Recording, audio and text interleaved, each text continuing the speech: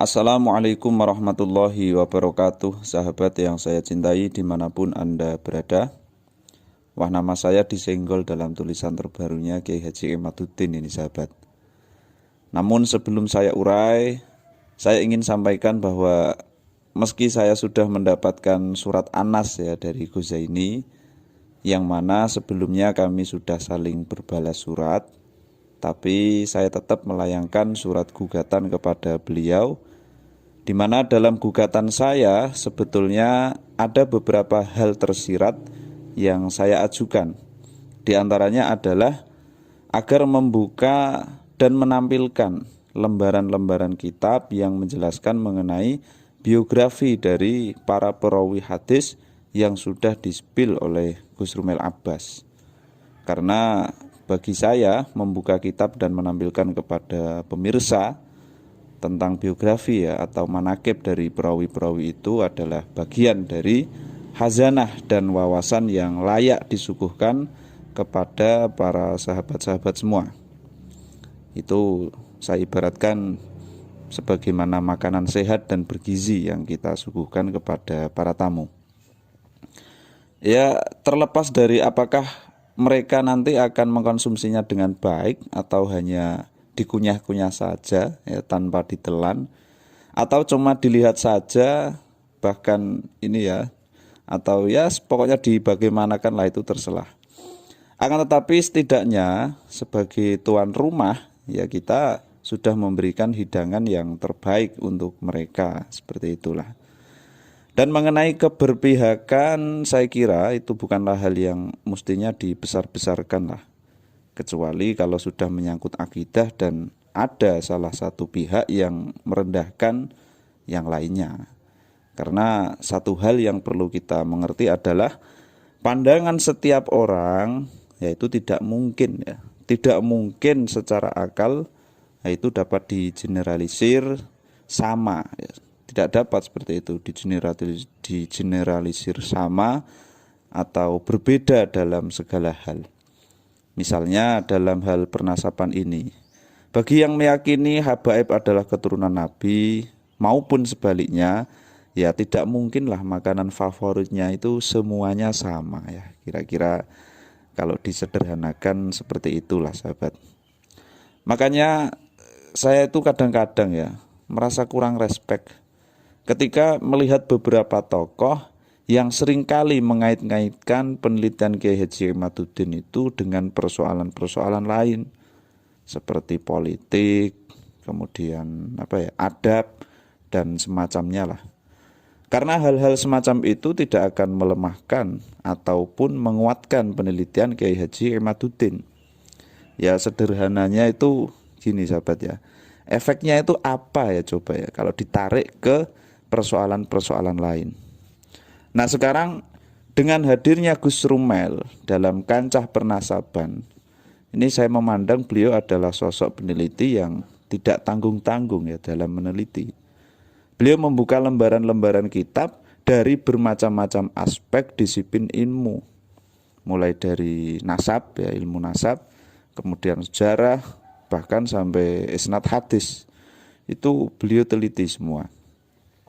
Nah, timbal balik baru-baru ini yang kita lihat ya antara Gus Rumel dan Kiai Haji Imaduddin dalam sanggah menyanggah mengenai fiktif atau tidaknya sosok Ubaidillah, bagi saya itu sangat memukau, sahabat. Itu begitu memukau sekali itu dibandingkan para pembantah Kiai Haji Imaduddin yang lain pasca debat Banten.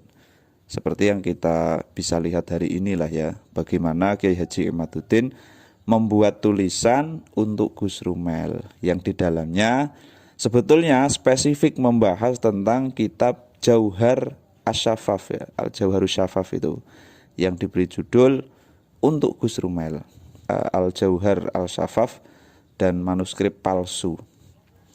Namun di dalam tulisan itu Kiai Haji Imaduddin juga menyenggol nama santri Gunung dan Sani Uye ya, Sani Uye, yang dinarasikan sebagai YouTuber yang telah berhasil membongkar kepalsuan isnad temuan Gus Rumel yang telah ditulis berdasarkan sebuah manuskrip asli. Dan tulisannya, ya tulisan beliau itu menulis seperti ini sahabat ya. Tanpa keraguan sedikit pun, penulis berani menyatakan manuskrip itu halu dan isnad yang disebutkan adalah palsu. Santri Gunung dan Sani Uye, 2 orang konten kreator YouTube, telah dapat menelusuri sebuah isnad dari foto manuskrip yang paling penting itu, dan telah terbukti bahwa isnad itu palsu. Jika manuskrip itu halu dan sanadnya palsu, lalu siapa yang memalsukan? Jelas yang memalsukan itu adalah yang menulis. Lalu siapa yang menulis? Gus Rumel? Ya belum tentu. Bisa saja ia hanya korban dari penulis manuskrip halu itu, jika memang manuskrip itu memang pernah ditulis. Dan di tulisan berikutnya ada juga kata-kata seperti ini sahabat. Isnad palsu milik Gus Rumel yang dibongkar Santri Gunung, ketika dibandingkan dengan kitab lainnya, di situ ada nama yang kemudian dibiaskan ke nama orang lain yang mirip. Dalam manuskrip Gus Rumel disebut nama Abul Qasim An-Nafat. Nah ini yang sebetulnya masih bertanya-tanya ini sahabat ya. Tapi ditilang dulu itu sama Gus Zaini ya. Bahkan sudah disita. Terus sampai ke Ubaidillah ya. Ternyata isnad ini adalah hasil merampok dari isnad asli dalam kitab Tadhkiratul Huffaz. Ini tulisan Kyai Haji Imaduddin Tuhfatul Huffaz. Sebetulnya kitabnya itu judulnya Tadhkiratul Huffaz sahabat ya, karya Adz-Dzahabi. Nama yang benar dari perawi itu adalah Abul Qasim At-Tabrani, bukan Abul Qasim An-Nafat. Jadi gini sahabat ya, ini sahabat perlu tahu. Dalam pembahasan saya di dalam video yang berjudul Isnad Tandingan untuk Gus Rumel Abbas, itu saya belum berani menyimpulkan apa-apa sahabat. Karena saya masih memiliki sebuah dugaan bahwa nama-nama rawi hadis yang telah dispil oleh Gus Rumel mungkin memang memiliki eksistensi yang nyata dalam dunia periwayatan hadis. Tapi itu masih dugaan sahabat. Akan tetapi Kyai Haji Imaduddin tidak segan-segan.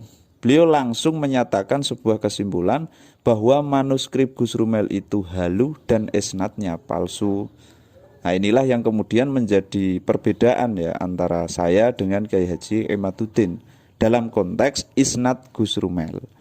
Karena dari awal saya membuat video itu memang berangkat dari rasa penasaran saya atas tulisan Kyai Haji Imaduddin yang berjudul manuskrip halu dan isnad palsu. Maka saya jadi berpikir, ini kok bisa ya Kyai Haji Imaduddin menyimpulkan seperti itu. Makanya saya menyandingkan isnad temuan Gus Rumel Abbas dan isnad yang ada di dalam kitab Tadhkiratul Huffaz karya Imam Adz-Dzahabi, agar kita itu tidak bermudah-mudah ya dalam menyalahkan satu sama lain. Karena faktanya memang masih serba bias seperti ini sahabat. Dan harapan saya ya barangkali saya akan mendapatkan sebuah jawaban yang jawaban itu menohok ya, dari Gus Rumel sebagai pihak yang yakin akan kebenaran manuskripnya, ataupun dari Kyai Haji Imaduddin sebagai pihak yang sudah memiliki sebuah kesimpulan. Dan selebihnya ya saya juga berharap semoga sahabat semuanya ini bisa lebih mengedepankan analisa ya, berbasis ilmu daripada keberpihakan dan justifikasi yang ya berlebihan lah. Ya. Biasanya kita itu kan modelnya gitu ya, apa-apa langsung gini, apa-apa langsung gini. Ya harapan saya semoga bisa lebih mengedepankan analisa berbasis ilmu lah. Sehingga nanti bukan rasa kebencian yang muncul dari perbedaan ini, akan tetapi dapat ikut serta menikmati argumen-argumen yang bermunculan. Yang sebetulnya sahabat semua itu telah dimanjakan dengan berbagai literasi. Yang saya kira mungkin sebelumnya sahabat belum pernah mendengar literasi-literasi itu. Ya kiranya seperti itu tanggapan saya sahabat. Ihdinas siratal mustaqim. Assalamualaikum warahmatullahi wabarakatuh.